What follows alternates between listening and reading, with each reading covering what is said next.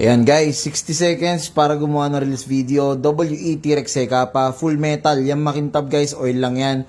Naka front fiber optic sight, naka rear fiber optic sight, adjustable rear sight guys. Naka aluminum magwell na rin, combat trigger, beaver tail, syempre, skeleton hammer. Ayan. Okay, kitang kita. Pwede rin kayo maglagay ng laser flashlight dyan guys. So full metal to guys. Naglalaro siya sa 360 to 380 FPS. Green gas operated. So testingin natin, huwag nyo gagayahin guys. Ang pagkasa ko, kasi baka maipit yung daliri nyo. So test fire muna natin ngayon. Ayan o, firing. Solid o. Ayan.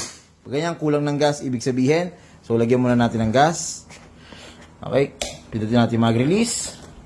Salpa ko lang dito guys ha, kasi yung isang kamay ko pang video. So ito. Okay, yan. Ayan. 8 seconds. Ayan. Inverted. Okay. Enough. Then, testing natin ulit.